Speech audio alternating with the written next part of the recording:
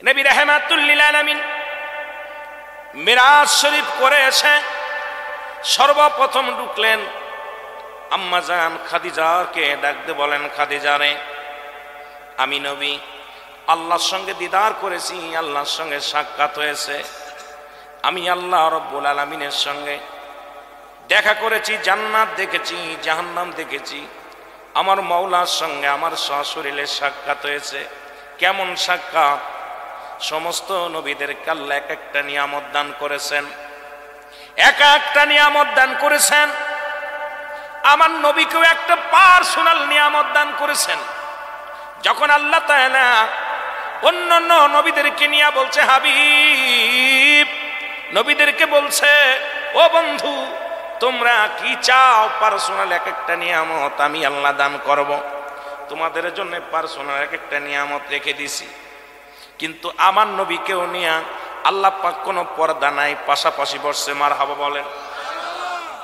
আরে আদম বাদান যিনি কোথায় মুসা আলাইহিস সালাম আল্লাহর সঙ্গে দেখা করার জন্য অনেক চেষ্টা করেছে, আল্লাহ বলছিলাম কখনোই না। ঈসা নবী বলছে, আল্লাহ বলছে না। বাজান ইব্রাহিম নবী বলছিলাম কখনোই না, সম্ভব নয়। যত নবী সরাসরি দেখার জন্য আফসোস করেছে আমার আল্লাহ।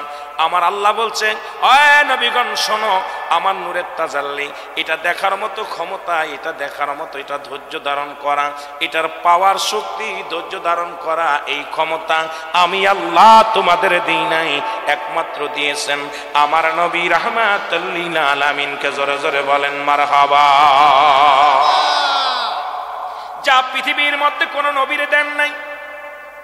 আপনারা শুনলে খুশি হবেন, মুসা নবী একবার অনেক চেষ্টা করলেন আল্লাহর সঙ্গে দেখা করার জন্য। আল্লাহ বলে মুসার এলাম কখনোই না, সম্ভব না।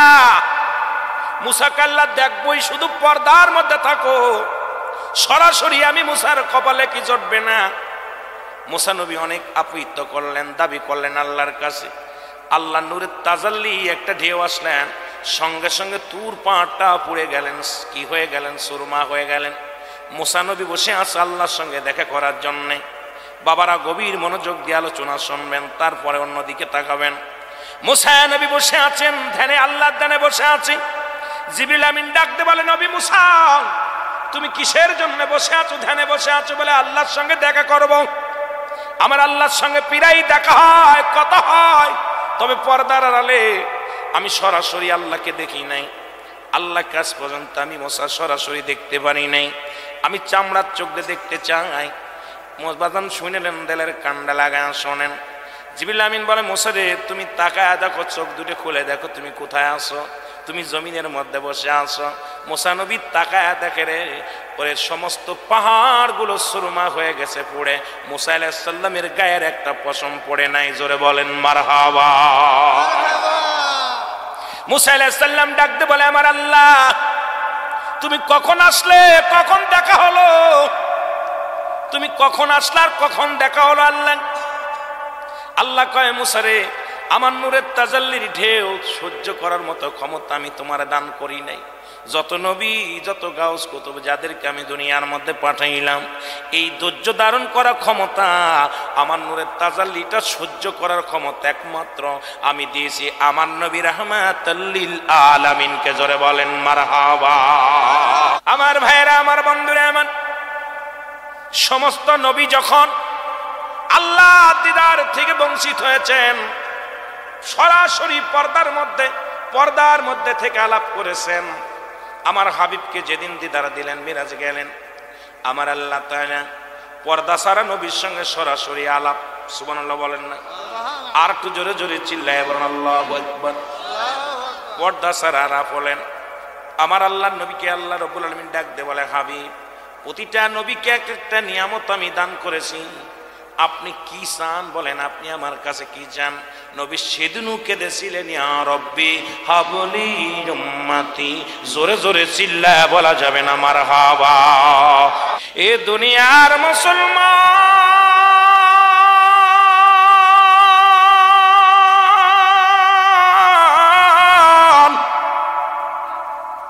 রহমতের নবী ডাক দিয়ে বলেন, খাদিজা রে আমি নবী আমার মওলার দিদার করেছি, তোমার বিশ্বাস হয় কিনা? খাদিজা বলে, ইয়া রাসূলুল্লাহ, ইয়া হাবিবাল্লাহ, পৃথিবীর কে মানুষ আর মানুক আর না মানুক, আমি মানি আমার নবী রাহমাতুল লিল আলামিন। আপনি আলামিন, সত্যবাদী নবী গো, আপনি মিথ্যা বলতে পারেন না। আপনার দিদার, আপনার মিরাজ সত্য হয়েছে, এর মধ্যে কোনো সন্দেহ নাই। নবী গো, আমি মানি আপনি সত্য বলেছেন। আমার নবীজি অমুসলমান চলে গেলেন আবু বকরের কাছে। হযরত আবু বকর ডাক দিয়ে বলে, নবী গো, আপনি মিরাজের কথা বললেন, কি কি দেখেছেন? সব কিছু দেখেছেন। নবী বলে, এগুলো দেখলাম, আল্লাহর সঙ্গে কথা হলো, জান্নাত দেখলাম, জাহান্নাম দেখলাম, আল্লাহ পাকের সাততলা জমিন আমি গুইরা গুইরা দেখলাম রে। আল্লাহর সঙ্গে আমি আলাপ করেছি। আবু বকর রাদিয়াল্লাহু তাআলা আনহু বলে, হুজুর আমি মানি। আমার নবী বলে, আবু বকর রে, এত বড় সত্য তুমি কেমনে মানলা? বলে, হুজুর জীবনে তো আল্লাহকে দেখি নাই। আপনি যেদিন বলেছিলেন আল্লাহ বলতে একজন আছে, যখন কালেমা পড়াইলেন, লা ইলাহা, নাই কোনো ইলাহা ইল্লাল্লাহু, এক আল্লাহ ছাড়া, মুহাম্মাদুর রাসূলুল্লাহ সাল্লাল্লাহু আলাইহি ওয়াসাল্লাম। নবী গো, সেদিন তো আমি কখনো বলি নাই, আমি তো অস্বীকার করি নাই আল্লাহ একজন আছে, আপনি তার প্রেরিত রাসূল, সেদিন তো আমি কোনো দ্বিধা দ্বন্দ্ব করি নাই। এত বড় সত্য যদি আমি স্বীকার করে নিতে পারি, আমার নবী মিরাজ করেছে, এর মধ্যে কোনো সন্দেহ নাই। আমার নবীর মিরাজ আমি মানি। জোরে জোরে চিল্লায় বলেন মারহাবা। আর একটু জোরে জোরে চিল্লায় বলা যাবে না আল্লাহু আকবার। নবী চলে গেলেন কোথায়? বালকদের মধ্যে হযরত আলীর কাছে। আলী বলে, হুজুর পৃথিবীর কেউ মানুক আর না মানুক আমি মানি, কারণ আমার নবীর দিদার হয়েছে, আল্লাহর সঙ্গে দেখা হয়েছে, জান্নাত দেখেছে, জাহান্নাম দেখেছে। কেউ না মানলো আমি মানি গো নবী। নবী চলে গেলেন যায়েদের কাছে, গোলামদের মধ্যে যায়েদের কাছে। যায়েদ বলে, ইয়া রাসূলুল্লাহ, ইয়া হাবিবাল্লাহ, পৃথিবীর কেউ মানুক আর না মানুক, আপনি আল্লাহর সঙ্গে দিদার হয়েছে, কথা হয়েছে, কেউ মানলো ভালো, না মানলো ভালো, তবে আমি মানি আমার নবী রাহমাতুল লিল আলামিন সত্য বলেছে, রাসূল আমার সত্য বলেছে, আল্লাহর সঙ্গে সাক্ষাৎ হয়েছে। জোরে বলেন মারহাবা। এ মুসলমান, গভীর মনোযোগ। কিন্তু এই জামানা একজন বেঈমান গো। এখন যেমন নবীর শান শুনলে কিছু মানুষের চুলকানি বাড়ে, নবীর কথা শুনলেই কিছু মানুষের চুলকানি বাড়ে। কথা কন। নবীর মিলাদ পড়তে গেলে চুলকানি বাড়ে, নবীর মিলাদের কথা শুনলেই চুলকানি বাড়ে। তাদের তো মিরাজের কথা শুনলেই মাথা নষ্ট হয়ে যায়।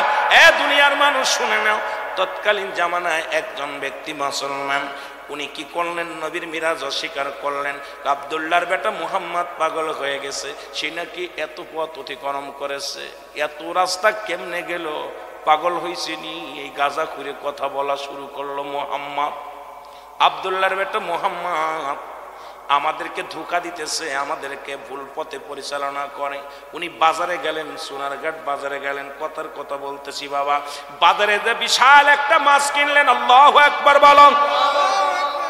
এই মাছটা কিনে হাতের মধ্যে নিয়ে রওনা হয়ে গেছে। যে ডাকে সেই বলে, ভাই এত বড় মাছ কিনছো কেন? শুনছনি? কারণ আব্দুল্লাহর বেটা মুহাম্মদ সে নাকি সাততলা জমিন বেদ করে আল্লাহর সঙ্গে কথা বলেছে, তাও নাকি কয়েক মিনিটের মধ্যে। ওনার বিছনাটা গরম ছিল, যে বিছনা থেকে উঠে গেছে ওই বিছনাটা নাকি তার গরম ছিল। যে দরজাতে বাইর হয়ে গেছে, দরজার বাজান শিকলটা নাকি নড়াচড়া করতেছিল। আরে বাবা কি শুনাইলা! আব্দুল্লাহর বেটা মুহাম্মদ তো ঈমান হারায়া ফেলছে আমাদের। উনি নাকি আল্লাহর সঙ্গে কথা বলেছে, দিদার করেছে। যার ঘোড়া লাগে নাই, চাবুক লাগে নাই, কোনো উঠার কোনো বস্তু যন্ত্র নাই, তবে আব্দুল্লাহর বেটা মুহাম্মদ নাকি সশরীরে আল্লাহর সঙ্গে দিদার করেছে। জোরে জোরে চিল্লায় বলা যাবে না আল্লাহু আকবার। সবাইকে বললেন আব্দুল্লাহর বেটা মুহাম্মদ ঈমান হরণ করা শুরু করেছে। এখন ঈমান তো চলে যাবে, ঈমান থাকবে না। উনি বাড়ি গেলেন, বাড়ি যা বিবিরে ডাক দেখায়, বিবিরে জলদি করে মাছটা কোটে আমি গোসল করে আসি, গোসল করে এসে মাছটা খাবো। আল্লাহু আকবার বলেন না? উনি গোসল করতে চলে গেলেন, ওনার লুঙ্গিখানা গামছাখানা উপরে রাখিয়া যখন নদীতে যায় একটা ডুব দিলেন, ডুবটা দেওয়ার সঙ্গে সঙ্গে পুরুষ থেকে মহিলা হয়ে গেছে। জোরে জোরে চিল্লায়া বলা যাবে না আল্লাহু আকবার। নবীর মিরাজ মানেন তো? যারা না মানেন দরকার নাই শোনার। সঙ্গে সঙ্গে পুরুষ থেকে মহিলা হয়ে গেছে। ওই নদী দিয়ে যাইতে ছিল এক সদাগর। এই সদাগর কি করলেন? দেখলেন পানির মধ্যে এক সুন্দরী নারী। চিন্তা করে কত ব্যবসার কাজে পানির নদী দিয়ে গেলাম, জীবনে এত সুন্দরী নারী দেখি নাই, এত সুন্দর রূপবতী গুণবতী এত সুন্দর নারী জীবনে দেখি নাই। আস্তে আস্তে করে সদাগর নৌকা বিরাইলেন। আমার ভাইয়েরা, আমার বন্ধুরা আমার, উনি আস্তে আস্তে করে নৌকাটা বিরাইলেন। বিরানোর পর ওনার কাছে গেলেন। কাছে যাওয়ার পর ওই মহিলাটাকে টেনে হিসড়ে নৌকার মধ্যে উঠাইলেন। উঠায় বাড়ি নিয়ে গেলেন। বাড়ি নিয়ে যে কাজী দিয়া বিয়ে পড়াইলেন। বিয়ে পড়াইয়া মুসলমান এক নয় দু নয় 12 বছরের সংসার করলেন। কত বছর? জোরে বলেন কত বছর? 12 বছর সংসার করলেন। ওই সংসারের মধ্যে 10 জন ছেলে মেয়ে হলো। কয়জন? 10টা ছেলে মেয়ে হলো। 12 বছর পরে একদিন অনেক বিস্তারিত আলোচনা, শুধু নবীরকে মিরাজ করেছে বিশ্বাস করানোর জন্য। কথাটা আমি আপনাদেরকে বলে যাই, মুসলমান শুনে নেন। এবার 12 বছর পরে আবার স্বামীকে বলে, স্বামী রে আমি একটু গোসল করব, আমাকে একটু নদীর ঘাটে যাব, আমি পানি দিয়া গোসল করব। এরপরে উনি চলে গেলেন নদীতে। যা যখন আবার পানির মধ্যে একটা ডুব দিছে, সঙ্গে সঙ্গে মহিলা থেকে পুরুষ হয়ে গেছে। জোরে জোরে চিল্লায়া বলা যাবে না মারহাবা। মহিলা থেকে আবার পুরুষ। উনি হঠাৎ করে চেয়ে দেখে ওই 12 বছর আগে যে নদীর ঘাটে গামছা এবং লুঙ্গি রেখেছিল কাপড়, এটা ঠিক সেইভাবে আছে। এটা নিয়ে এক দড়ি চলে গেছে বাড়িতে। বাড়িতে যেতে বিবি কেবল মাছের আষ্টে ফেলাইতেছে। সুবহানাল্লাহ। আরো জোরে। বিবিকে ডাকতে বলে, বিবি মাছ কুটা হয় না? কেবল মাত্র গিলা, এই মাত্র গিলা, এত ফস করে মাছ কুটা হইবে কেমনে? বিবি রে আমি এই মাত্র যাই নাই, আমার জীবনে 12টা বছর অতিবাহিত হয়ে গেছে। কতটা বছর? কত বছর? 12টা বছর অতিবাহিত হয়ে গেছে। 10 জন ছেলে মেয়ের লালন, 10টা ছেলে মেয়ের মা আমি হয়ে গেছি। সুতরাং আমার নবী এই 12 বছরের মধ্যে যদি এখনো তোমার মাছ কুটা না হয়, এরে আমার নবীর মিনিট লাগে না, সেকেন্ডের মধ্যে আল্লাহ দিদার করতে পারে, এর মধ্যে কোনো সন্দেহ নাই। চলো রে বিবি যাই, রাসূলুল্লাহর কদমের মধ্যে যাই। জোরে জোরে চিল্লায়া বলা যাবে না মারহাবা। বিবি রে আমার জীবনে 12 বছর কাটছে, 10টা ছেলে মেয়ে হয়েছে, এখনো মাছের আশ ফেলা হয়নি। তাহলে আমার নবীর দিদার করব, মিনিট তো দূরের কথা, ঘন্টা তো দূরের কথা, আমার নবী সবকিছুই পারে। জোরে বলেন ঠিক কিনা? বিবিরে নিয়ে চলে গেছে রাসূলুল্লাহর কদমের মধ্যে। রাসূলের কদমের মধ্যে যা বলতেছে, ইয়া রাসূলুল্লাহ, ইয়া হাবিবাল্লাহ, নবী গো আমাকে আপনি মাফ করে দেন, আমাকে তওবা করায় দেন। নবী বলতে কি হয়েছে বলো? সাহাবীদের সামনে উনি খুলে বললেন, নবী গো এই বৃত্তান্ত, এই বিষয়। সুতরাং এই বিষয়ের উপরে হুজুর আমি আমার জীবনটাই হয়েছে নবী গো। কি হয়েছে? বলে এটা হয়েছে নবী গো, কারণ আমার জীবনে আপনার মিরাজকে আমি অস্বীকার করেছিলাম। আমার মিরাজকে আমি, কথা বলেন না কেন, মিরাজকে অস্বীকার করেছিলাম।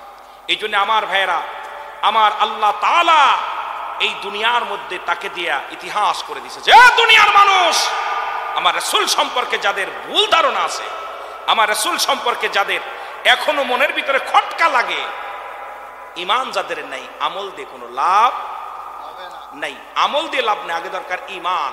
যেটা বলেন ঠিক কিনা? সেই ইমানের নাম কি? রাহমাতাল লিল। আল্লাহ ডাকতে বলে, হাবিব ওদেরকে জানায় দেন আমি আল্লাহ এক।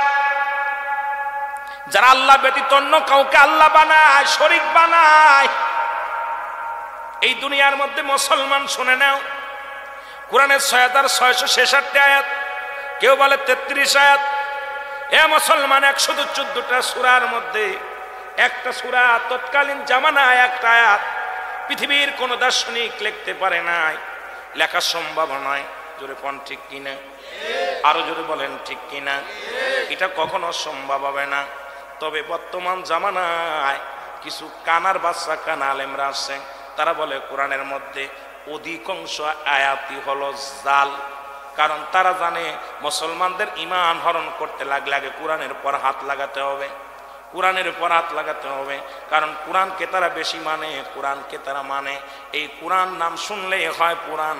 এত সুন্দর কোরআন কাটে আল্লাহ পাক, আমার আল্লাহ পাক ও মুসলমান আমার হাবিবের কাছে পাঠাইলেন মানব জাতির হেদায়েতের জন্য, কল্যাণের জন্য কোরআন পাঠাইলেন। এই জন্য বলতেছিলাম, তারা বলতেছিল যারা অন্যের কাছে সাহায্য চায়, খ্রিস্টান, বৌদ্ধ, নাসারা, ইহুদি, মুসলমান, হিন্দু সম্প্রদায়, পৃথিবীর মধ্যে অন্যান্য জাতিরা, আমাদের মধ্যে অনেক মুসলমান জাতিরা ঈমান হারায় ফেলেছে। আল্লাহ বলে হাবিবরে জানায়া দাও আমি আল্লাহ এক, এই পৃথিবীর মধ্যে কারো জন্ম দিই নাই, কারো থেকে জন্ম নিই নাই। আর আসমান জমিনের মধ্যে আমার সমতুল্য, আমার সমকক্ষ আর কেউ নাই। জোরে জোরে বলেন ঠিক কিনা? আর একটু জোরে জোরে চিল্লায় বলো আল্লাহু আকবার। তাহলে কোথায় আজকে অবস্থান করেন দেখেন। এতদিন তো রাসূলকে নিয়ে কটাক্ষ করেছে, ইসলাম ধর্মটাকে শেষ করার জন্য পায় তারা শুরু করেছিল। বর্তমান জামানায় কোরআনকে নিয়ে, কোরআনটাকে শেষ করে দেওয়ার জন্য পায় তারা চলে মুসলমান। এখনো সময় আছে। এই জন্য তৎকালীন জামানায় মুসলমানদের উপরে কোরআনের হাফেজের উপরে আঘাত চলতো বেশি। কোরআনের হাফেজদেরকে প্রায় যুদ্ধে শেষ করে দেওয়া হতো বেশি। কারণ তাদের ধারণা, অমুসলিমদের ধারণা, কোরআনের হাফেজগুলো যদি শেষ করে দেওয়া যায়, কোরআনের পাখিগুলো যদি শেষ করে দেওয়া যায়, কোরআন যারা বোঝে এদেরকে যদি শেষ করে দেওয়া যায়, তাহলে মানুষদেরকে গুমরাহি করা সহজ হয়ে যাবে। এই গুমরাহির পথ অবলম্বন করতে হলে আগে কোরআনটাকে ঠেকাও, কোরআনটাকে ঠেকাও। আমি আপনাদেরকে বলে যাই, ভালো করে দিলের কান্ডা লাগা শোনো। একটা হরফ কোরআনের একটা আয়াত অস্বীকার করার মতো ক্ষমতা আপনার নাই, আপনি বানানোর মতো ক্ষমতা আপনার নাই। কোরআনটাকে মানতে হবে, আল্লাহর বিধান, রাসূলের সুন্নাত। জোরে বলেন ঠিক কিনা? আল্লাহ পাকের বিধান হলো কোরআন, আমার রাসূলের সুন্নাতুল আল হাদিস। হে মুসলমান শুনে নাও, শুনে নাও। আজকে তারা যারা কোরআনের প্রতি হাত লাগাইলো, হাদিসের প্রতি হাত লাগাইলো, তারাও কিন্তু মিরাজের প্রতি হাত লাগাইছে। আল্লাহর কসম করে বলি, আমার নবীজির দিদার করার পরে আমার মুসলমান শুনে নেন, এই পৃথিবীর মধ্যে তাদের ধারণা জিবরিল আমিন আল্লাহর নবী একটা কথা বললে আপনারা বুঝতে পারবেন। জিবরিল আমিন বলে, মাবুদ গো, আল্লাহর নবী, পৃথিবীর মধ্যে আমি সমস্ত নবীদের কাছে আইলাম, আজ পর্যন্ত আমার আল্লাহ দেখার বাসনা, আল্লাহকে সরাসরি দেখতে পারি নাই। কথাটা ভালো করে শুনে নেবেন। অনেক মুফতি সাহেব এটাকে ব্যঙ্গ করে ওয়াজ করছে। জিবরিল আমিনের কথা নিয়ে অনেক ব্যঙ্গ করেছেন, শুনে নেন। জিবরিল আমিন কয়, ও জিবরিল শুনে নাও, তোমার দেহের মধ্যে কয়শো পাকা? 600 পাকা।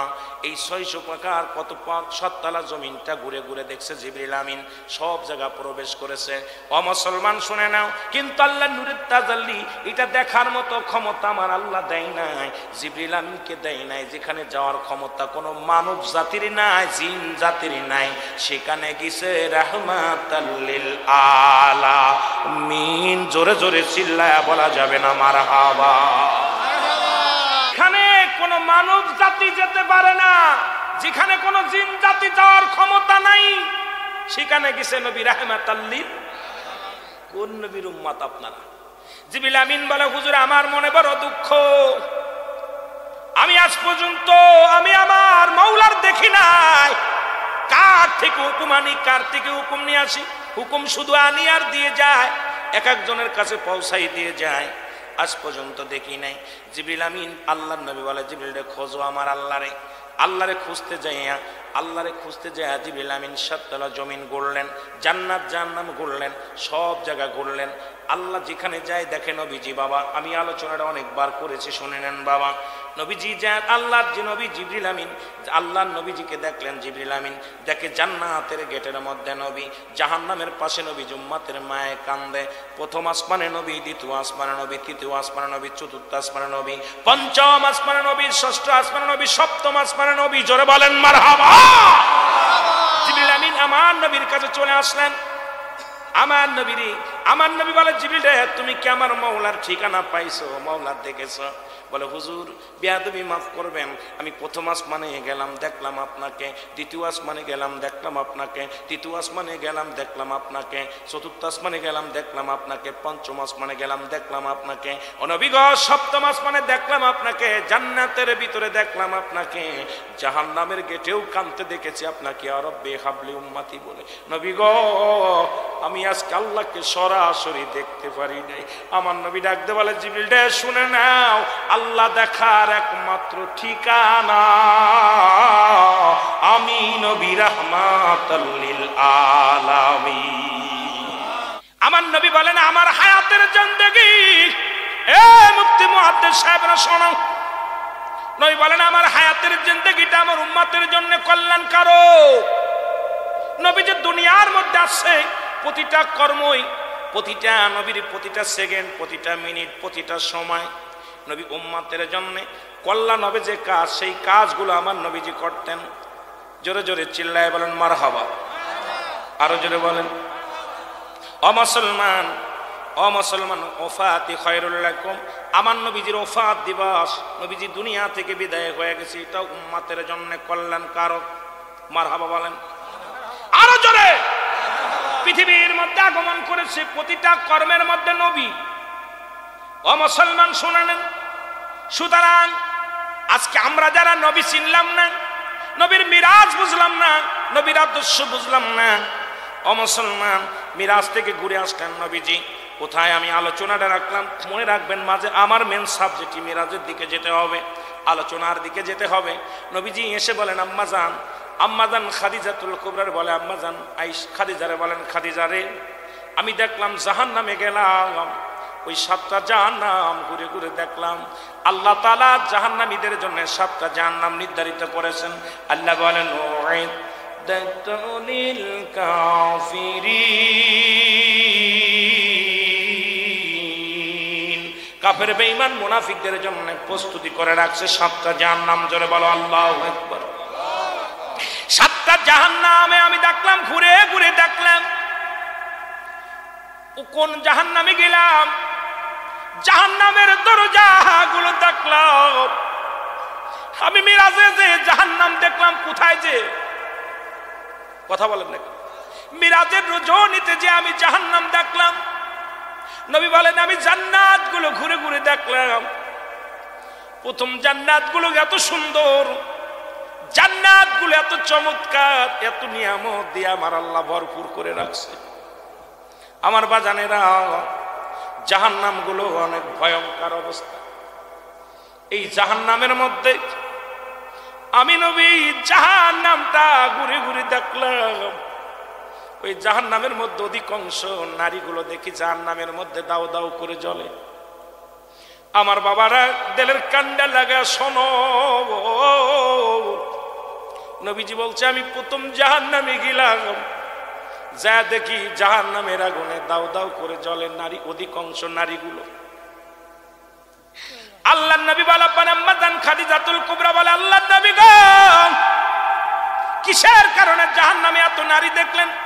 অধিকাংশ নারী, আল্লাহু আকবার, অধিকাংশ নারীরা জাহান্নামী। আমার নবী বললেন ওই সমস্ত নারীরা স্বামীর লানতকারী। আমার বাবারা আজকে আলোচনাটা শুনবেন, সমাজ জাতি বাঁচানোর জন্য অনেক আলোচনার দরকার। আমার বাজানেরা যে বিষয় দাবি করেছেন, সব দিক যেতে হলে আমার দরকার 4 থেকে 5 ঘন্টা আলোচনা করা লাগবে। কিন্তু বাবা অল্প সময়ের মধ্যে আমি আপনাদেরকে নিয়ে বেশি বুঝাইতে পারবো না। নবী বলছে আমি দেখলাম অধিকাংশ নারী জাতি তারা জাহান্নামী, স্বামীর লানতকারী জাহান্নামী মহিলা। আম্মা জানাই খাদিজাতুল কুবরা বলে নবী গো লানত কাকে বলে? লানত কাকে বলে? এ বাবার এই একটা যদি আজকে আমরা মিরাজের আলোচনা করি, এই মিরাজের আলোচনার মধ্যে শরীয়ত, তরিকত, হাকিকত, মারিফত সব বিষয়ে বিস্তারিত আলোচনা আছে। জান্নাত জাহান্নাম, দুনিয়ার জিন্দেগি বন্দেগি সব কিছুর ভিতরে আপনি খুঁজে পাবেন। কারণ নবীজি দেখে দেখে আসছে যাগুলো সশরীরে নবীজি যা দেখেছে এটাই তো বর্ণনা করেছেন দুনিয়ার সাহাবীদের কাছে, আম্মাজানদের কাছে, আমাদের কাছে এই লিখিতভাবে রেখে গেছেন নবীজি। আমার নবীজি রেখে গেছে, সেইগুলোই তো আমাদের জানতে হবে, বুঝতে হবে মুসলমান। আল্লাহর নবী বললেন লানত কাকে, নবীজি বললেন, আম্মাজান খাদিজা বলেন হুজুর লানত কাকে বলেন? লানত কাকে বলেন? আম্মাজান বলার সঙ্গে সঙ্গে নবী বলেন লানত হলো ওই সমস্ত মহিলা যারা স্বামীকে অভিশাপ দেয়। স্বামীকে অভিশাপ দেয়। হয়তো আপনাদের এই শাকির মোহাম্মদপুরের বাজারের মানুষেরা হয়তো স্বামীকে গালিগালাজ করে না। আল্লাহর কসম করে বলি, যে সমস্ত নারীরা স্বামীকে অভিশাপ দেয়, ও মরে গেলেই বাঁচতাম, ওরে ছেড়ে দিলে বাঁচতাম, ওর পালে এসে শান্তি হলো না, আমার কপালে সুখ হলো না, বড়া পড়া মরে না কেন, বড়া পড়ার সংসারে এসে সুখ হলো না, এই হারামজাদার সংসারে এসে সুখ হলো না। আল্লাহর কসম করে বলি, যে সমস্ত নারীরা স্বামীকে অভিশাপ দিবে ইয়াউমেল কিয়ামতের ময়দানে বিনা হিসাবে তারা জাহান্নামে প্রবেশ করবে। জোরে বলেন আল্লাহু আকবার। যত আপনার নামাজ, আপনার রোজা, আপনার হজ সব কিছু বরবাদ হয়ে যাবে যারা স্বামীকে লানত করবেন, স্বামীকে যারা অভিশাপ করবেন, স্বামীর বিরুদ্ধে অভিযোগ করবেন, স্বামীর প্রশংসা করবেন। আল্লাহর দরবারে আপনি নেকি পাবেন, আল্লাহর দরবারে নফল বন্দেগি পাবেন। সারা রাত পরে আপনি ইবাদত করেছেন, আর একবার বলেন, আপনার মার কাছে বলেন, বোনের কাছে বলেন, ভাইয়ের কাছে বলেন, ভাইরে তোমার দুলোবাইটা কত সুন্দর, উনি ফরেজগার মানুষ, নামাজি মানুষ, আমাকে ভালোবাসে। যদি স্বামীর প্রশংসা করো, এই দুনিয়ার মধ্যে নফল ইবাদত হয়ে যাবে, তোমার নেকি হবে, আমলনামায় লেখা হবে।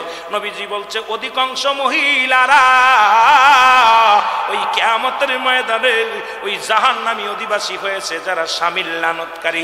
জোরে জোরে চিল্লায় বলা যাবে না আল্লাহু আকবার। আল্লাহর নবী বললেন, আম্মাজান খাদিজা বলে হুজুর এরপরে কি দেখলেন?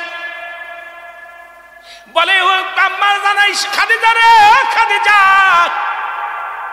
আমি এরপরে জাহান্নামে গেলাম, একদল মেয়েদের দেখি, একদল নারীদের দেখি, আগুনের কাক তাদের মাথার উপরে ঠুকায় ঠুকায়, আগুনের কাক তাদের মাথার উপরে ঠুকায় ঠুকায় মস্তিষ্কগুলো খায়। এক একটা ঠোক মারে, মস্তিষ্কগুলো গলে গলে পড়ে যায়, এক একটা ঠোকা মারে, মস্তিষ্কগুলো গলে গলে পড়ে যায়। আমার নবী বললেন, বলার পর খাদিজা বলে হুজুর হালাতটা কি? বলছে এই সমস্ত মেয়েরা যাদের চুলগুলো বেগানা পুরুষে দেখছে। এখন এই ওয়াজ যদি মিরাজের ওয়াজে গেলে শরীয়তের ওয়াজ, পর্দার ওয়াজ, হাকিকতের ওয়াজ, নামাজের ওয়াজ, নামাজও মিরাজ থেকে আসা পর হলো, পর্দার বিধানও কঠিন হলো নামাজ বাজার মিরাজ থেকে আসা পর। এখন এই মিরাজের মধ্যে ঢুকলেই তো আলোচনা বাইর হয়ে যায়, আর এই ওয়াজ করলেই তো সকালবেলা আমার হাতে হ্যান্ডকাপ পড়বে। জোরে বলেন ঠিক কিনা? আমি মা বোনদের বলি, মা গো তোমার মাথার উপরে উন্নাগুলো রাখো, এই চুলের মর্যাদা দাও, চুলের দাম বেড়ে যাবে, তোমার দাম বেড়ে যাবে। আমার মারে, আমার আম্মাজান ডাকতে বলে নবী গো তারপরে কি দেখলেন? বলে হুজুর তারপরে কি দেখলেন? নবীজি বলে খাদিজা রে এরপরে একটা জাহান্নামের মধ্যে দেখলাম গায়ের মধ্যে আগুনের সাপগুলো মুড়ায় আছে, আগুনের সাপগুলো মুড়াইয়া দেহ খায়। এ মুসলমান, এমন কি গায়ের মধ্যে আগুন ধরানো? আম্মাজান বলে হুজুর কিসের কারণে একটু জানতে পারিনি। নবী বলে খাদিজা রে এই সমস্ত মেয়েরা পাতলা কাপড় পরিধান করত, জর্জেট কাপড় পরিধান করত, তাদের পেট পিঠ দেখা যেত, বেগানা পুরুষ তাদের দিকে দৃষ্টি লক্ষণ করত, তাদের চেয়ে চেয়ে দেখত।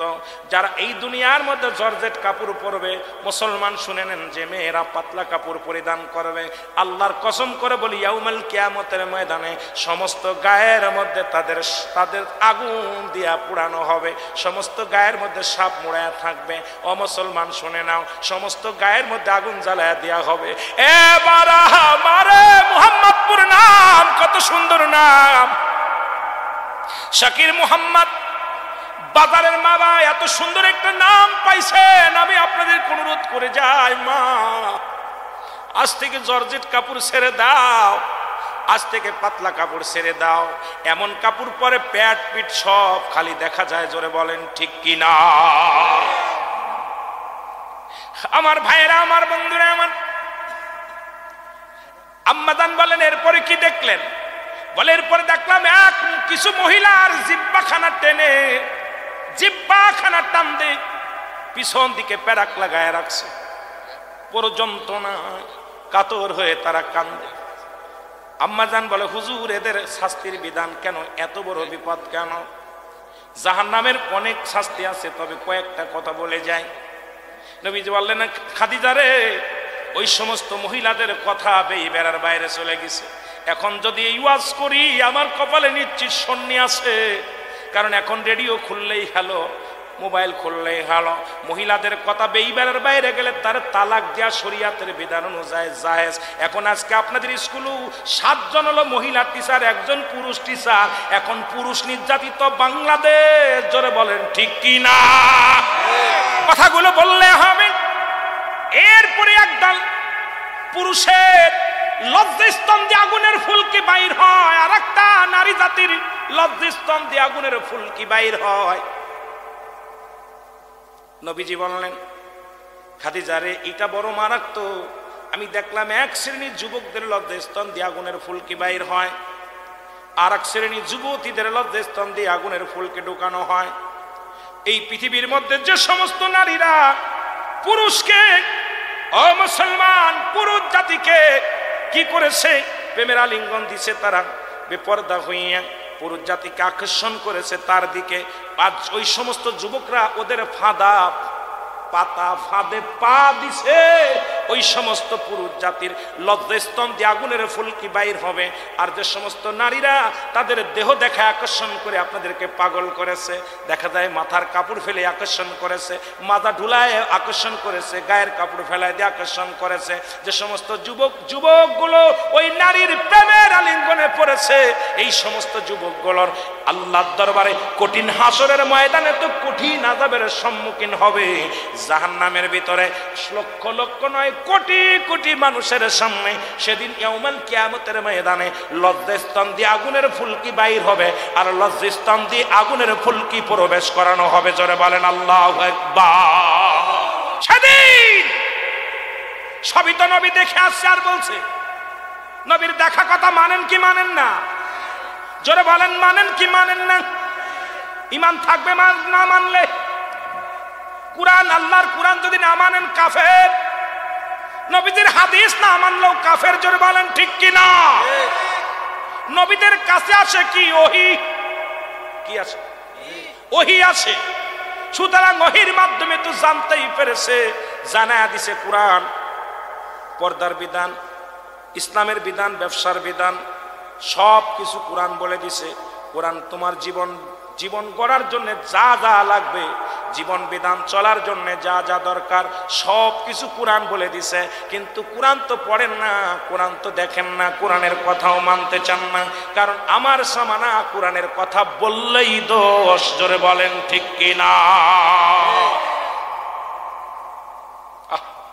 আর একদল মানুষের দেখলেন, নবীজি বললেন, একদল মানুষের দেখতেছি তাদেরকে, একদল পশুগুলো, একদল মানুষগুলো এই দুনিয়ার মধ্যে যারা অত্যাচার করে, আর একটা জাহান্নামে দেখলাম আমি একদল কাবু মানুষ, একদল কাবু মানুষ, আর একদল মোটা মানুষ, অনেক মোটা মানুষ। এই কাবু মানুষগুলো, বুক মোটা মানুষগুলোকে তাদেরকে লাথুয়া ঘুষাইয়া মারে ধরে জাহান্নামের দিকে ছুঁড়ে ছুঁড়ে মারতেছে। নবীজি বললেন, এরা হলো দুনিয়ার মধ্যে দুর্বল ছিল। কি দুর্বল ছিল? এরা সবল ছিল না। আর সবল মানুষগুলো যারা গরিবের উপর অত্যাচার চালাইছে, যারা নির্যাতন করেছে, যারা দুনিয়ার মধ্যে গরিবের রক্ত শুষেছে, গরিবকে যারা কষ্ট দিচ্ছে, যারা সাধারণ মানুষকে যারা কষ্ট দেয়, ওই সমস্ত নেতাদেরকে জুতার বাড়ি হবে কপালে। জোরে জোরে বলেন ঠিক কিনা? এই সমস্ত নেতাদেরকে আল্লাহ দুর্বল বানায় দিবে, দুর্বল বানায় দিবে। আর যারা গরিব টাইপ এদেরকে আল্লাহ সবল বানায় দিবে, শক্তিশালী হবে। এই দুনিয়ার মধ্যে তুমি যেমন টাকার গরম দেখাইতেছ, সম্পদের গরম দেখাইতেছ, গায়ের বল দেখাইতেছ, ওরকম ইয়াউমুল কিয়ামতের ময়দানে এই সমস্ত মানুষ যারা নির্যাতিত মানুষ, এরা হবে সবল, তুমি হবে দুর্বল। জোরে বলেন ঠিক কিনা? এই জন্য বলতেছিলাম, বাবাই বলে মানুষের মতো মানুষ হতে হবে রে, দাদাই বলে মানুষের মতো মানুষ হতে হবে, চাচাই বলে মানুষের মতো মানুষ হতে হবে, শিক্ষক বলে মানুষের মতো মানুষ হতে হবে, সবাই বলে মানুষের মতো মানুষ হতে হবে। আমি জানতাম পৃথিবীর মধ্যে আমি তো মানুষ, হুশ আছে আমার, নিজের নিজে জানছি। অ্যারিস্টটল, সক্রেটিস বলে নো দাই সেলফ, নিজেকে নিজে চিনতে হবে, মানে রফান নফস, নিজের নফসকে চিনতে হবে। কেমনে চিনেছো? আজকে তো অন্যরে চিনা নিয়ে ব্যস্ত, তোমারে তুমি নিজে চিনতে পারো নাই, তোমার নিজের নিয়ে গবেষণা করতে পারো নাই। আমাদের কুষ্টিয়ার লালন বলে আপনারে চিনতে পারলে যাবে অচিনারে চিনা, নিজেরই তো চিনতে পারো নাই, অন্যরে চিনবা কেমন করে? সবাই বলতো মানুষের মতো মানুষ হতে হবে। মনে করতাম বাবারও তো হাত আছে, আমারও হাত আছে, বাবারও তো পা আছে, আমারও তো পা আছে, উস্তাদেরও যা আছে আমারও তাই আছে, তবে কেন মানুষের মতো মানুষ হতে বলেন? আজকে বুঝতে পেরেছি রে বাবা, কেন মানুষের মতো মানুষ হতে বললাম। ও মুসলমান, শুনে নেন, যারা বিদেশ থেকে ডিগ্রি নিয়ে বিএস বিশেষ ক্যাডার হইয়া এই জমিনের মধ্যে বড় বড় ডক্টরি ডিগ্রি নিয়ে, যারা এমবিবিএস করিয়া, যারা হাসপাতালে চাকরি নিল, টাকার অভাবে কিছুদিন আগে দেখলাম মুসলমানি দিতে যাইয়া, গত কয়েকদিন 1 তারিখে একটা পোলা মারা গেছে, নাম জানো কি? আয়াত নামে একটা শিশু মারা গেল টাকার জন্য। এরপরে 2 লক্ষ টাকা তার কাছে দাবি করেছে, তার বাবার কাছে দাবি করেছে। যাদের কাছে টাকার জন্য রোগী মারা যায়, যে সমস্ত ডক্টরের কাছে রোগী মারা যায় টাকার জন্য, এই ডাক্তারগুলো মানুষ না অমানুষ? এরা মানুষ, এরা কি অমানুষ? এর মানুষের মতো মানুষ হইতে বলেছিল। এ মুসলমান, যারা এত ডিগ্রি নিয়া অফিসে বইয়া, যাদের ঘুষ ছাড়া কলম চলে না, যাদের এত সরকার লক্ষ টাকা দেয়, তাদের কি দেয়? বেতন দেয়, তারপরও ঘুষ ছাড়া যাদের কলম চলে না, এই সমস্ত অফিসাররা মানুষ না অমানুষ? জোরে বলেন, মানুষ কে অমানুষ? প্রধান শিক্ষক কয়টা কথা বলতে বলেছিল, এই জন্য বলে যায় বাবা, দিলের কান্ডা লাগা শুনে নাও। এই দুনিয়ার মধ্যে যে শিক্ষকের কাছে প্রাইভেট না পড়লে খালি ফেল। কিছুদিন আগে দেখলাম 500 ছাত্র জীবন নষ্ট করেছে, কয় ইন্টারে পাস করায়া দিব। এক একজনের কাছে 10,000 20,000 করে টাকা নিছে, সবগুলো ফেল করছে। যে ছাত্র শিক্ষকের কাছে নিরাপত্তা নাই, এই শিক্ষকগুলো মানুষ না অমানুষ? এ মুসলমান, শুনে নাও, যে সন্তানের কাছে বুড়া বয়সে বাবার কোনো জায়গা হয় না, মার কোনো জায়গা হয় না রে, যে সন্তানের কাছে বাবা মা বোঝা হয়ে যায়, বাবা মা বোঝা হয়ে যায়, এই সন্তানগুলো মানুষ না অমানুষ? আমার দেশে অনেক ভাইয়েরা আছে, রাস্তার মধ্যে দাঁড়াইয়া 20 টাকা ঘুষ খায়। মাঝে মাঝে আমারও দেওয়া লাগে, আমার ড্রাইভারের কাছ থেকে নেয়। কথা কেন? ড্রাইভার কয়, ভাইজান হুজুরে পাঠাই দি। কয় না, খবরদার হুজুরে পাঠাইস নি, তোর কাছে যা আছে দে। কয় এত রাত্রি আলিকে? এ মুসলমান, শুনে নেন, 1 লক্ষ লিটার দুধের মধ্যে যদি একটু চুনা পড়ে যায়, দুধটা নষ্ট হয়ে যায়। তুই মৌলবি, তুই মুন্সি, এত হালাল টাকা কি করলি? রোজগার করলি, কত কষ্ট করে গায়ের গাম জারালি, আর 10টা টাকা ঘুষের টাকা যেই পকেটে গেল, সমস্ত টাকাটাই হারাম হয়ে গেল। তুই তোর সন্তানের হারাম খাওয়ালি, তোর মারে হারাম খাওয়ালি, তোর বাবারে হারাম খাওয়ালি। এ হারামখোর, শুনে নাও, হারামখোর, এ হারামখোর, এই পৃথিবীর মধ্যে এই হারামখোরের জন্য হালাল কোন জিনিস বৈধ নয়। জোরে বলেন ঠিক কিনা?